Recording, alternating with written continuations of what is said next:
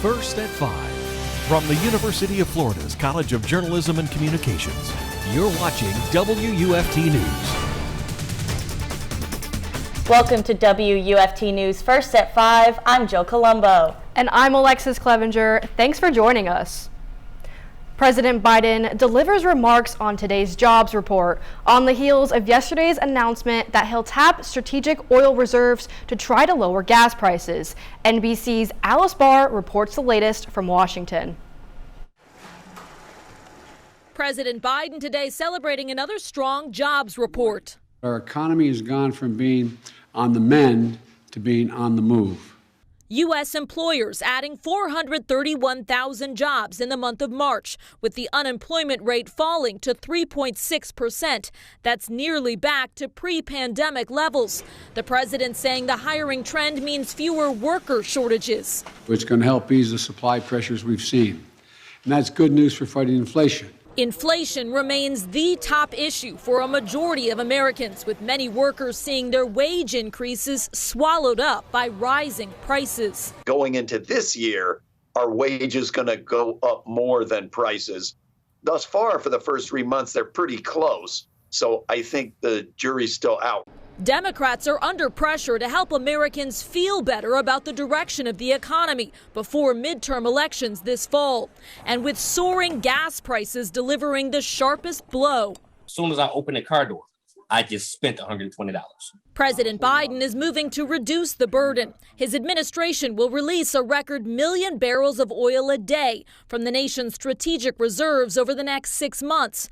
The president today announcing more than 30 other countries will release from their own reserves, pumping more supply into the market to offset global fuel disruptions from Russia's invasion of Ukraine.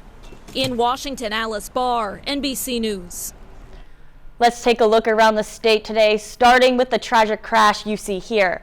A kidnapped 5-year-old died after a high-speed chase in Jacksonville. The driver sped off when an officer attempted to stop her, leading police on a 30-mile chase on I-95. While attempting to exit the interstate, the woman drove off a ramp and into a pond. A 32-year-old Pamela Cabrera was apprehended by the officers in the water, but the child could not be found. A dive team later recovered the child's body. In Punta Gorda, a fire destroyed 7 homes. It started outside of condo, and wind speeds of almost 30 miles per hour caused the fire to quickly spread.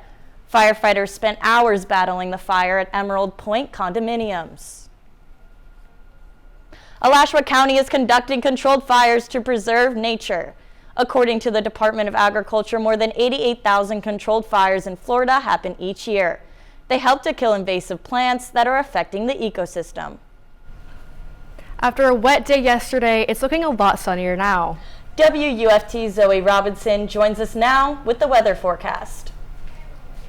I mean, yes, gorgeous conditions today. Yesterday was not the best. We actually saw almost 1.5 inches compared to this time yesterday as far as rainfall totals, but no rain today. Temperatures sitting in the low 80s across our area. Conditions looking good as we head through the rest of the evening. Comfortable for dinner time, cooling down nicely with increasing cloud coverage. But tomorrow, hope you didn't put that umbrella away just yet. We'll have an increasing chance for rain as we head throughout the rest of the afternoon tomorrow, so get the errands done in the morning.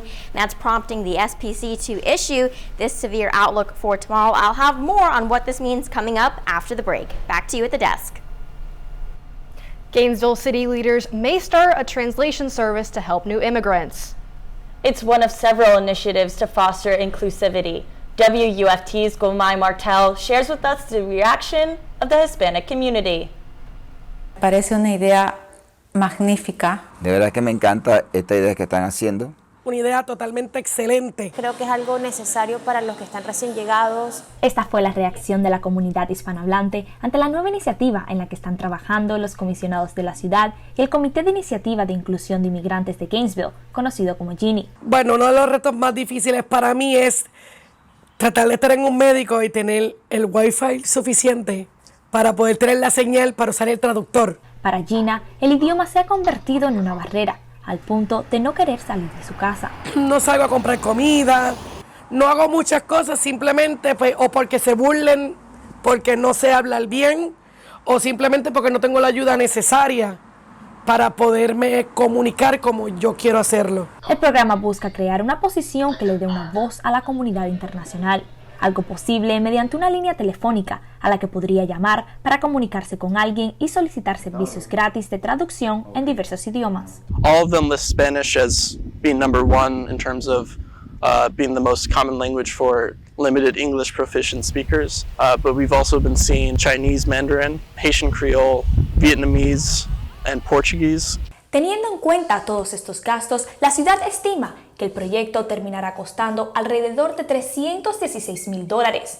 Aunque algunas personas opinan que quizás es mucho dinero, los líderes de la ciudad están convencidos de que este proyecto puede marcar la diferencia. I think this is foundational. I think we start with these language access services and then we look at how we can expand programs to the community and really start to host more of an international feel to the city. Para aquellos que llevan poco tiempo en el país, sí es importante tener una persona con quien poder comunicarse. María Gutiérrez, quien dio a luz pocos meses atrás, dice que con la ayuda de un traductor, su experiencia podría haber sido diferente. Ya de por sí estaba comprometida mi salud y el entrar a quirófano y no entender lo que el doctor me quería, en qué posición me tenía que poner para ponerme las agujas, fue muy desesperante. Mientras la ciudad trabaja para hacer este sueño una realidad, las personas pueden ir aprendiendo inglés gratuitamente gracias a programas como Children Beyond Our Borders. Para conocer más datos sobre las clases y registrarse, puede escanear el código que aparece en pantalla. Thanks, Guamay. A new grant from Gateways for Growth will provide up to $20,000 toward the cause. The grant will help fund Language Access Institute's A Day of the Immigrant event and education assemblies. And moving on to a different program aiming to help the community, Florida's new World Reading Initiative is already creating an impact. So far, 100,000 children have enrolled in the program designed to help them improve their reading skills. Florida's Free Book Initiative has already shipped over 300,000 books to elementary school students. The project allows children to choose themes that interest them. Books that correspond to those interests and their grade levels are mailed to their home. The $200 million program, which was passed by the Florida legislature last year, is similar to other states' book-giving programs. Beyond encouraging more reading at home, it aims to assist families that cannot afford to purchase books on their own. Two Men and a Truck is running a collection to benefit abused and homeless mothers in need. The moving company is partnering with local shelters ahead of Mother's Day. The collection drive will be hosted from 9 a.m. to 12 p.m. on Saturday, April 2nd at the Jacksonville Zoo. Some donor will win a VIP behind-the-scenes experience at the zoo and a $25 gift card to Winn-Dixie. This year, to mark its 25th anniversary in the First Coast region, the goal is to collect 25,000 items locally. Russia seems to be de-escalating its attack on Ukraine. Could this be a strategy? Pope Francis issues a long overdue apology. We'll tell you in a few minutes what community he aims to reach.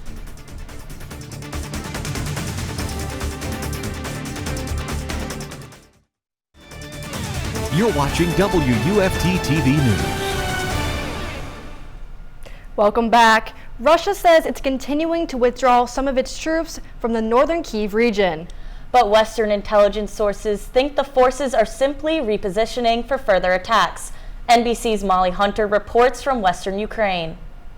Now, as virtual peace talks get underway again, the trust on the Ukrainian side is really low. So we're watching two areas especially closely today. Up near the capital of Kyiv. Now, President Putin earlier this week vowed to de-escalate around Kyiv and around Chernihiv. Now, overnight, according to the UK Ministry of Defense, they say both Chernihiv and Kyiv have been subjected to continued air and missile strikes despite Russian claims of reducing activity in these areas. They also go on to say that Ukraine has continued to make successful but limited counterattacks to the east and northeast of Kyiv. So part of the equation, part of the narrative is definitely Russian forces are withdrawing. And according to Western intelligence officials and the Ukrainians, they're withdrawing so they can resupply, reorganize, regroup for another attack.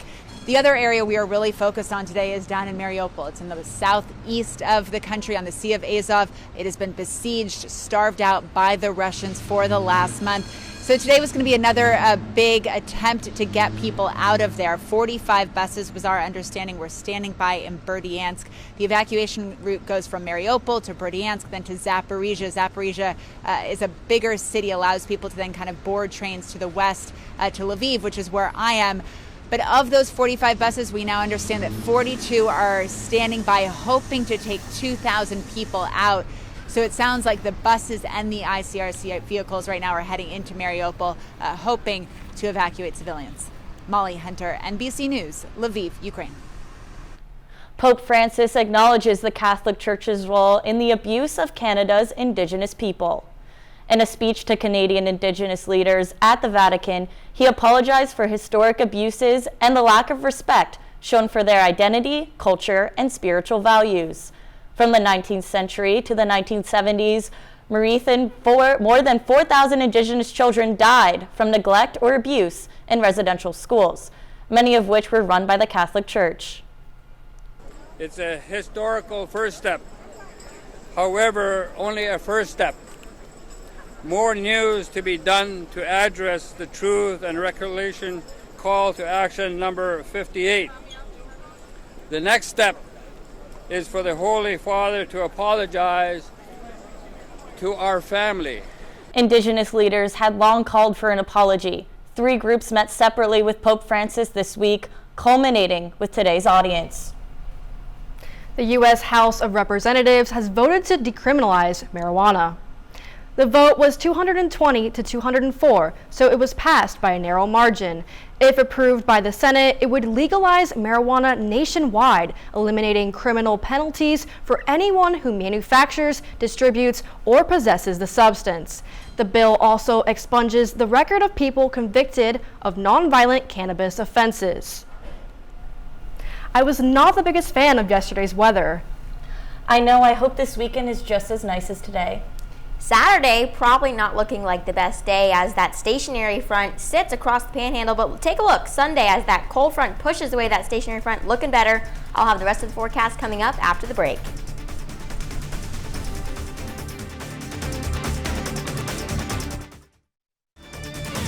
You're watching WUFT-TV News. Welcome back. It was a gorgeous Friday, much different from what we saw yesterday. We actually had the wettest March on record, and that's mainly in part from yesterday's last round of rain, but clear skies today, temperatures sitting in the low 80s. That cold front is why we saw all of those heavy downpours yesterday, but that is now past us and affecting South Florida. We have clear skies on the backside of that front, but that front will actually be an important component for tomorrow's weather. Before that, temperatures sitting in the low 80s, and they'll continue to cool down as we head throughout the rest of the evening. Looking good for dinner, and then increasing cloud coverages as temperatures dip down into the 60s. Looking good. We're not seeing a great chance for fog as far as the overnight goes. Could see a few patches near Crystal River and Stark, but nevertheless looking good for most parts of our area, and temperatures sitting in the low to mid 50s for our area. We do though have a chance for potentially severe storms tomorrow afternoon mainly. Notice hour by hour showing increasing cloud coverage and increasing rain chances as we head throughout the rest of the afternoon. Morning looking good, so if you have any errands, that would be the best time to do so. Like I mentioned, that cold front will now become stationary, draping from New Orleans all the way across the Florida Panhandle and into the peninsula, and that's fueling almost a moisture train impacting Cross City as far as the early afternoon. Could see a few heavy rounds, but notice into the later part of the afternoon, huge swaths of rain affecting Alachua County, Marion County, continuing onwards. It'll begin to clear out as we head through the overnight hours, but this is still prompting a severe weather risk mainly for tomorrow afternoon.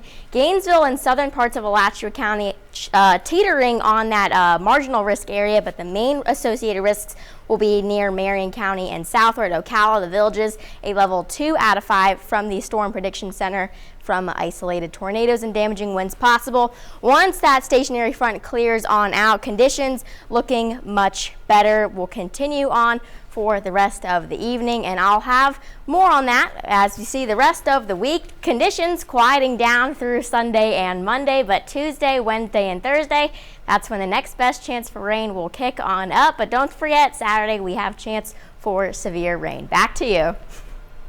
When we come back, find out what the Florida Gators are up to on the road this weekend.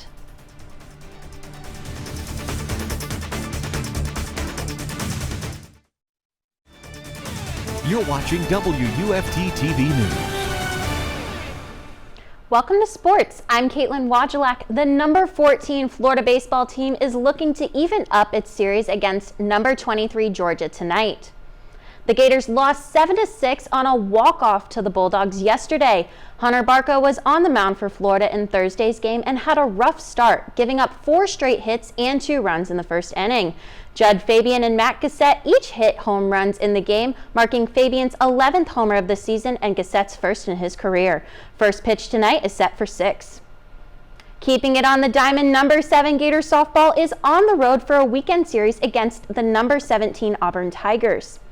Florida's last SEC matchup was against Tennessee, where the Gators lost the series 2-1. Florida is currently on a 2-game winning streak after their 10-3 win over UCF Wednesday.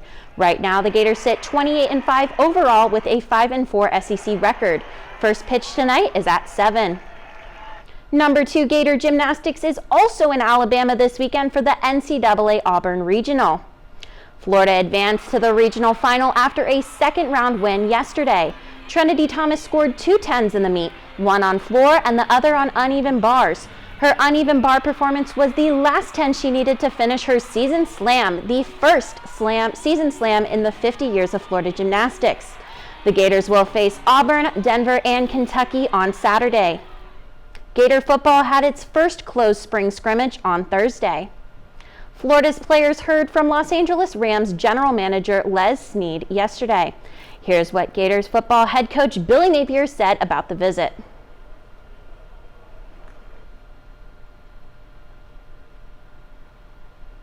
A couple things he said I think really resonated with our players, and a term that they used was "we, not me," right? And told many stories about individual players on their team, really accepting their role, working to earn more, the importance of each individual role, whether that's big or small. The Gators continue spring practice in preparation for the orange and blue game on April 14th. Thanks, Kaitlyn. Our entertainment reporter is up next, and she's still buzzing about the Oscars and the slap heard around the world. Hi, I'm Ariana Psarakos, and this is Entertainment Time with Ariana. Today, I'm going to give you a closer look on what took place at the Oscars. During the event, comedian Chris Rock made a joke about actress Jada Pinkett Smith, the wife of Will Smith. Jada, I love you. G.I. Jane 2, can't wait to see it. The Smiths found the joke insensitive. It turns out Jada has the medical condition alopecia. Will defended his wife by getting on stage and slapping the comedian. Oh, wow! The assault surprised Rock, the audience, and the viewers. People are still talking about it. In my opinion, I think it was fake, because you see somebody coming at you and you put your hands behind your back, like you don't even trying to defend yourself or anything. So in my opinion, I think it was fake, yeah. Others say what Smith did was inappropriate. It was kind of like an embarrassing moment for everybody there, and it spurred a lot of controversy. Chris Rock says he's still processing what went down, but will not press charges against Smith.